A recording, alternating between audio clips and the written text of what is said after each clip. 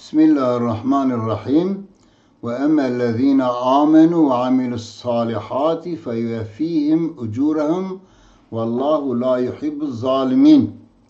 Ali İmran 57. İman edip iyi davranışlarda bulunanlara gelince Allah onların mükafatlarını eksiksiz verecektir. Allah zalimleri sevmez.